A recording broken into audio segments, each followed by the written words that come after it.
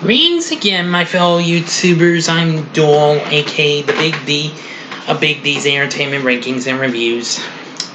Welcoming y'all to another Saturday Morning TVLog, where I'm going to be talking about the good old days of Saturday mornings from long ago, since they've been dead for some time. Now, this is, of course, part of my Spooktacular October. I'll be doing 2 again, but I'll be doing the other one later in the day, so don't mind me doing a Saturday Morning TVLog past the morning.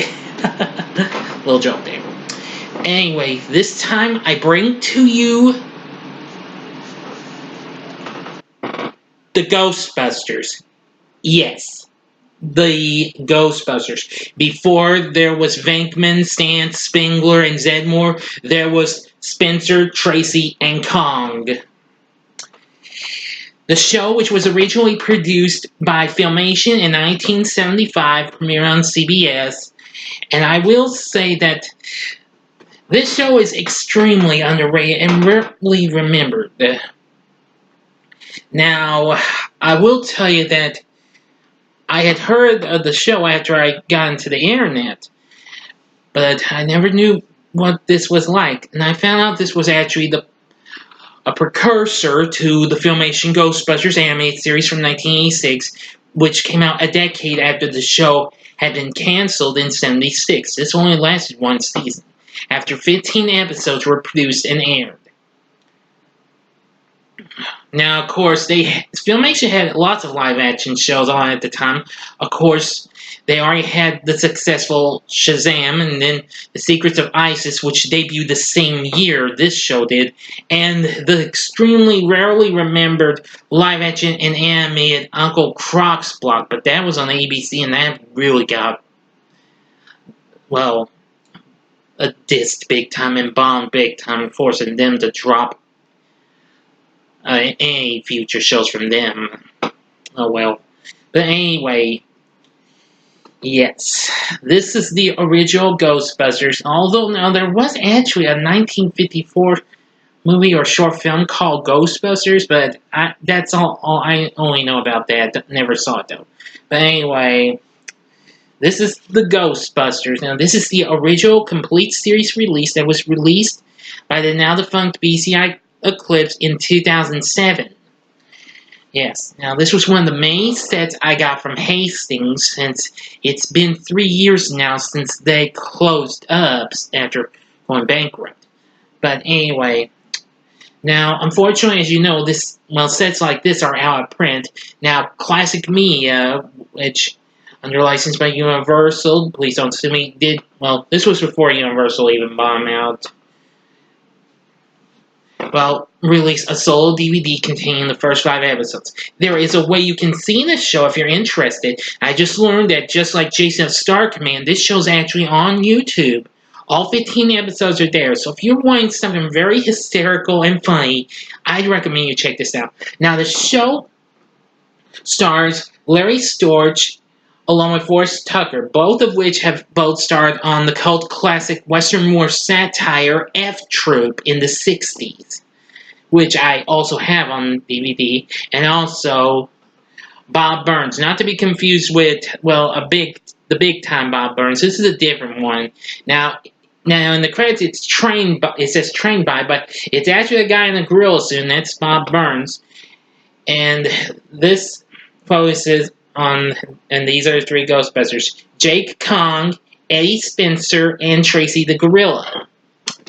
Now, each week, there's something mysterious going on. Now, we do get a kind of a prologue intro before the opening credits starts, where we see our ghouls or ghosts get involved in what they're going to do. And then the title sequence starts, as this show was, of course, had three executive producers, just like Isis and Uncle Croc's Block had, which were Lou Scheimer and Norman Prescott. Once again, see the wheel of Filmation at the end credits, and then Dick Rosenblum. But anyway, in each episode of the Ghostbusters, there's absolute hysterical comic hijinks and zany stuff, courtesy of Storch and Tucker. And they are an absolute comic team, just like they were in playing Sergeant O'Rourke and Corporal Agarn on F Troop. Now, they give word from an anonymous character called Zero.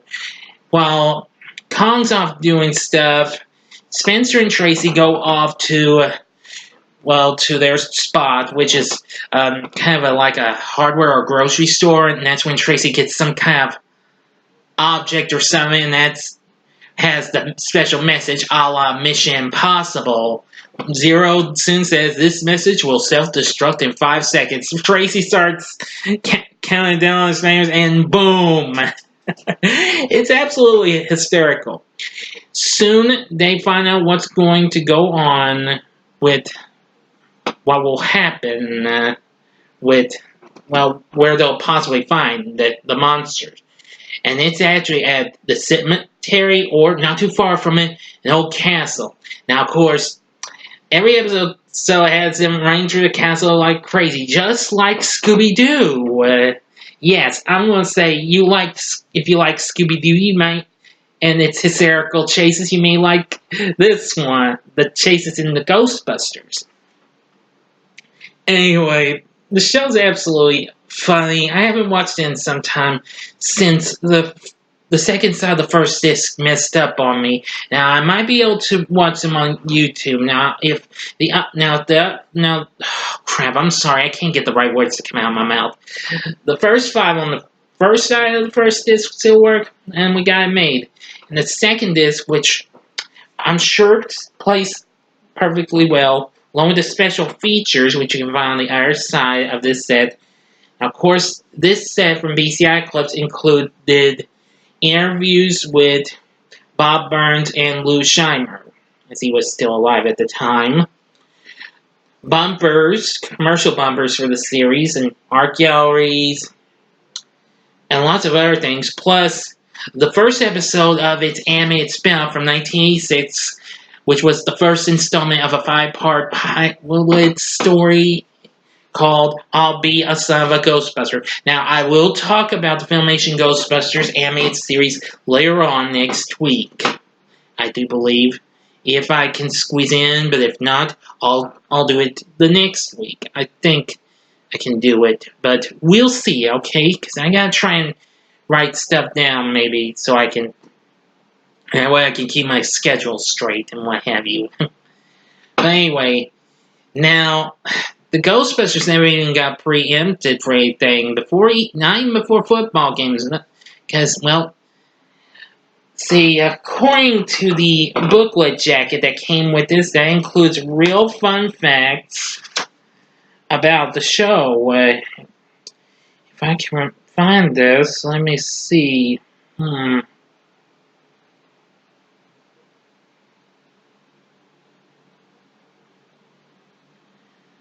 Sorry, it's taking me a bit.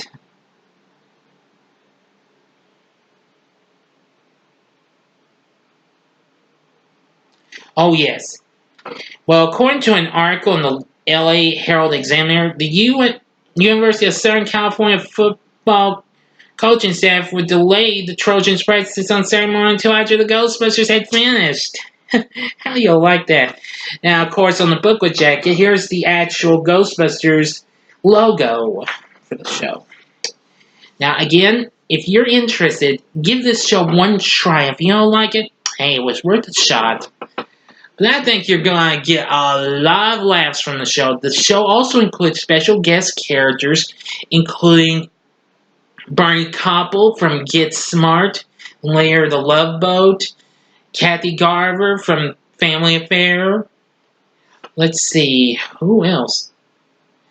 Marty Ingalls, who we sadly lost a few years ago, the guy who would later go on to voice Pac-Man in 1982. There'd be Jim Backus from Gilligan's Island, and also the voice of Mr. Magoo. Oh, the list goes on. Oh yeah, and there's even the woman who played Mike TV's mother in Willy Wonka and the Chocolate Factory, even. Yeah, you better believe it, folks. But anyway, that's going to do it for this. Like I said, if you're if you really want to know what came before the Ghostbusters movie we all know and love from 1984, give this show just one try. Remember, you can find it. Just look up the Ghostbusters 1975, and you'll find someone who has episodes in no time. Anyway, that'll do it for my Saturday Morning TV log. Join me next time when I review the one I'm sure you're wanting to hear, that being the real Ghostbusters from 1986. So, like and subscribe to my channel, and leave a comment if you'd like, if you've seen the show. Until next time, I'm the Big D saying, see ya.